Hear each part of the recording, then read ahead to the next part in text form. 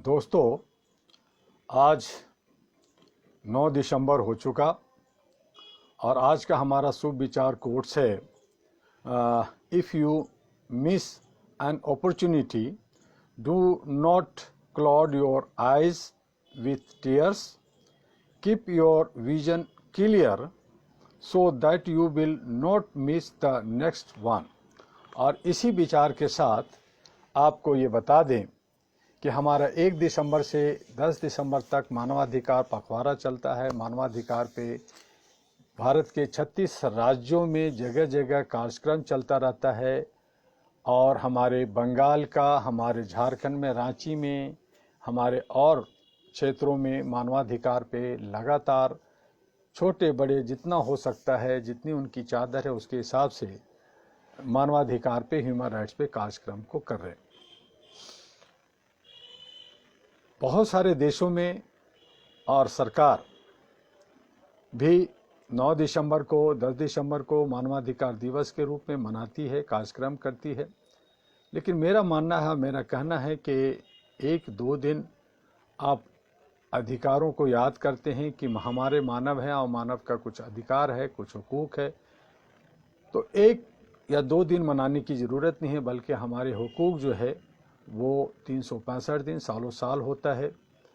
हम जब पैदा लेते हैं, पैदा लेने से ही लेकर के मृत्यु तक हमारे जन्मसिद्ध अधिकार है, हमारे मौलिक अधिकार है, हमारे संवैधानिक अधिकार है, हमारे अंतर्राष्ट्रीय अधिकार है, और उसको पाने का और उसको संरक्षित करने का जो हमारी एक जो व्यवस्था बनती है, जिसको हम सरकार कहते हैं, जिनको जनप्रतिनिधि चुन के भेजते हैं, हमारे जो नौकरशाह हैं, जो हमारे न्यायपालिका, विधायिका और कार्यपालिका है, इन तमाम लोगों का जो काम है वो मानवाधिकारों को संरक्षण करना है।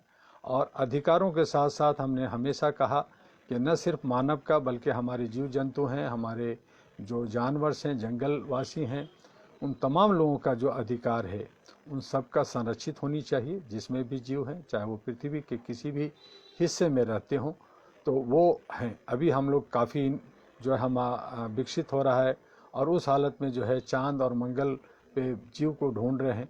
तो जहाँ भी जीव है उन सबके अधिकारों का संरक्षण होना चाहिए और इस पे काम होना चाहिए।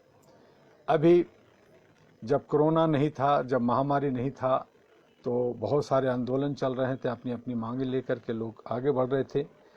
और उस हालत में फिर पिछले 1 साल से जो है कोविड-19 का, कोरोना का जो एक खौफ या डर बना करके कहा जाए, या इसमें सही माने में एक महामारी रहा जिसमें हमारे लाखों लोग जो है मरे हैं। तो उन तमाम लोगों को जो है, जो बचे हैं, उनकी जो है स्वास्थ्य ठीक हो, अच्छा हो और वो मुख्य धारा में आ करके अपनी जीविकोपार्जन और देश की निर्माण में काम कर सके, ये हम उनसे मांग करते रहते हैं और उनकी दुआ करते हैं। जो हमारी जो सरकार है, जो जनप्रतिनिधि हैं, उनकी क्या मंशा है वो आप अच्छी तरह से जानते हैं। वो जो है सत्ता में कब्जा करना चाहते हैं, सत्ता को बचाए रखते हैं, और जब कभी भी मानवाधिकार की आवाज़ उठाई जाती है कहीं भी, तो उस पे उसे दबाने की कोशिश की जाती है, उसको नज़रबंद किया जाता है, जेल में डाला जाता है। और जो हमारे नौजवान हैं या जो साथी, जो कार्यकर्ता हैं मानवाधिकार के को संरक्षित करने वाले, चाहे वो अलग सामाजिक संगठन को चलाते हैं, वो सभी के दबाव आवाज़ को दबाना चाहते हैं। तो ये जो सरकार की जो मंशा होती है वो डेमोक्रेसी में ठीक नहीं है, ये राजतंत्र नहीं है। डेमोक्रेसी का मतलब होता है जनता का, जनता के द्वारा शासन चलाना होता है, और उसमें जनता का जो हित है, जनता का जो कुछ अच्छा है उसको समझते हुए उसको बेहतर बनाना है। जो लोग असामाजिक तत्व हैं, जो गलत लोग हैं, उन पे एक्शन अगर होता है तो ठीक है।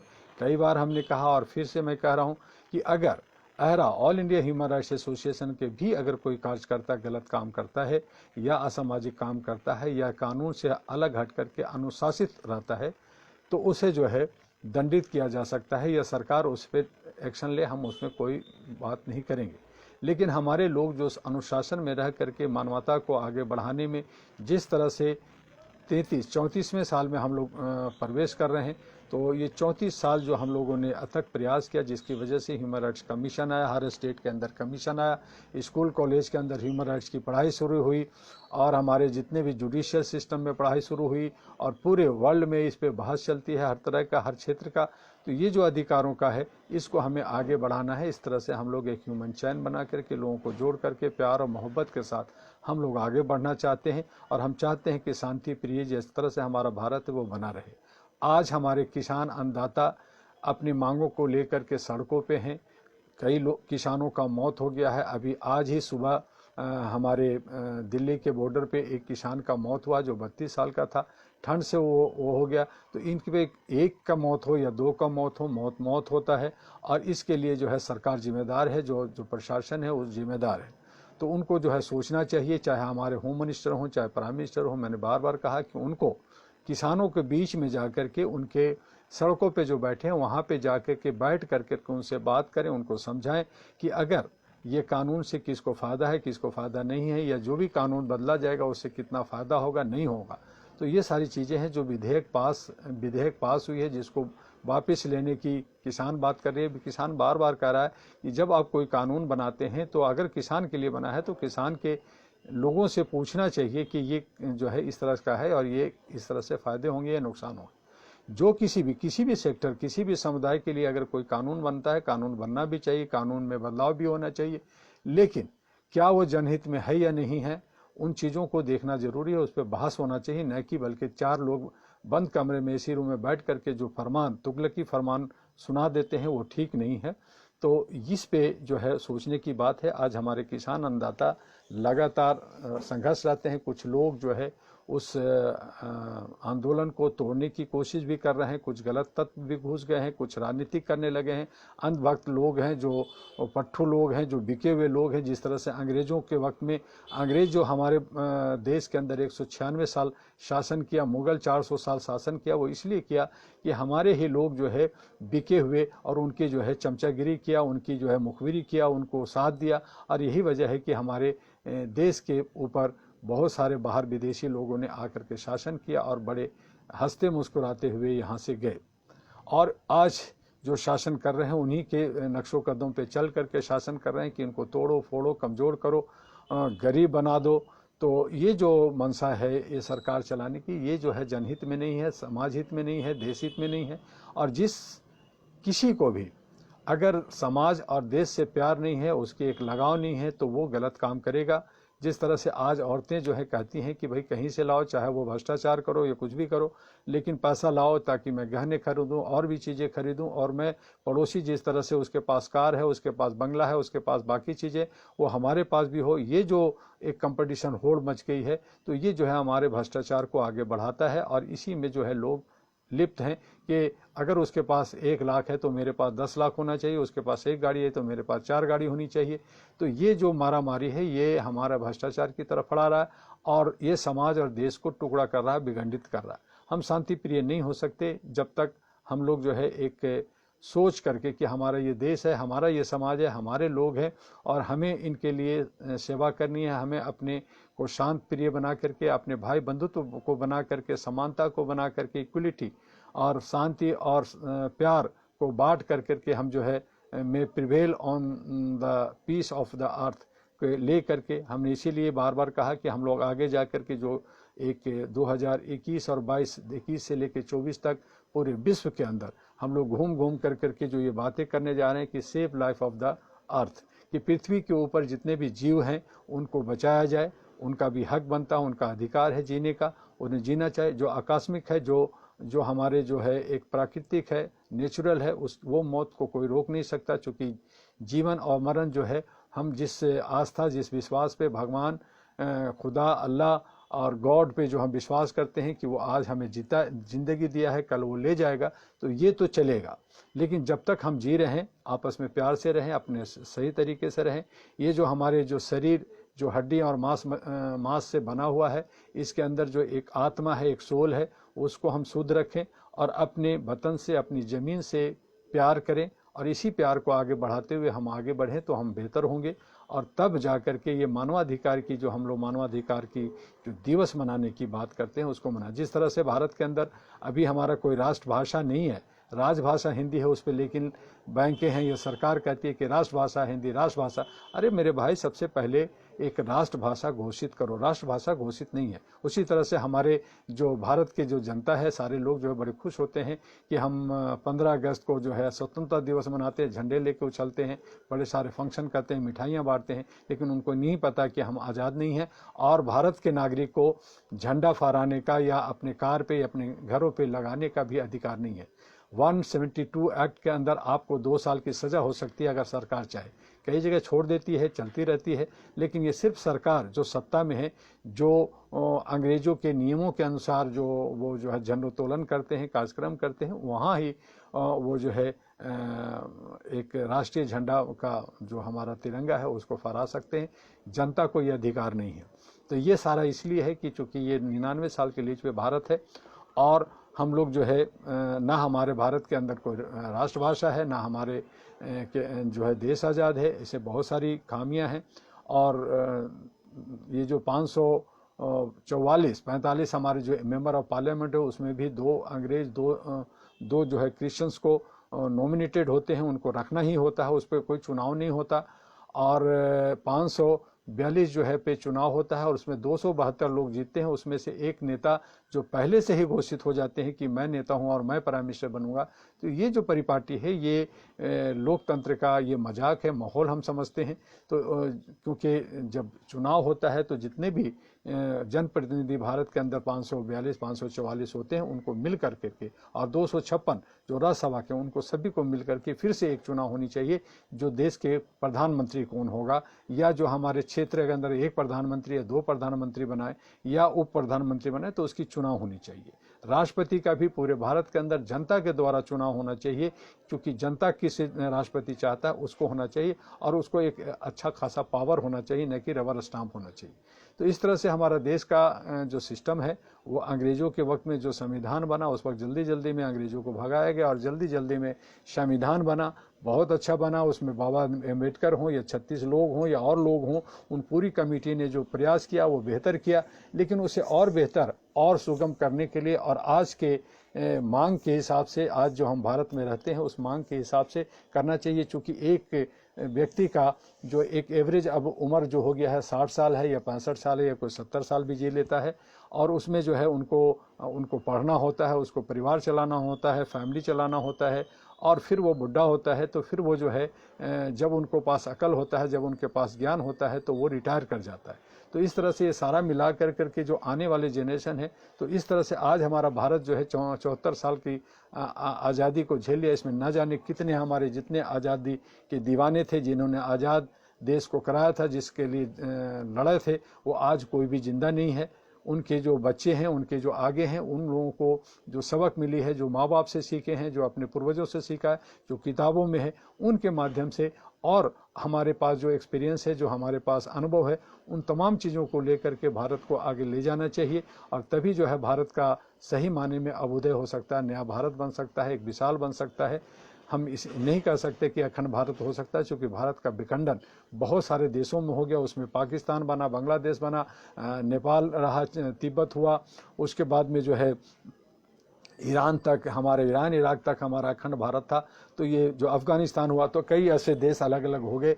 तो वो सारे मिल करके अब एक अखंड भारत नहीं बन सकता, लेकिन जो भारत हमारा है वो सुंदर हो सकता है, वो नवनिर्माणित हो सकता है, वो विकसित हो सकता है। जिस तरह से जापान आगे बढ़ा, जिस तरह से चाइना बढ़ा, या जिस तरह से जो है जर्मन आगे और बाकी देश आगे बढ़ा है, उस तरह से हमारा भारत आगे बढ़ सकता है। चूँकि ये जो है हर तरह से सक्षम है, इसके पास हर कुछ है, लेकिन हमारे जो जनता है, हम लोग जो हैं, उसकी जो है हमारी इच्छा शक्ति नहीं होती। हम लोग जो है समाज और राष्ट्र के जवाबदेह नहीं होते, या हम नहीं कहते कि ये मेरा घर है। हम सोचते हैं कि किसी तरह से पैसा कमा लें। नेता चाहता है कि 5 साल के लिए हम बने हैं, 5 साल में बहुत सारे पैसा कमा लें, ऐश मौज मस्ती करेंगे, बैंकॉक में घूमेंगे, विदेशों में घूमेंगे, और हमारा बच्चा जो है अमेरिका में और लंदन में और और रशिया में पढ़ेगा।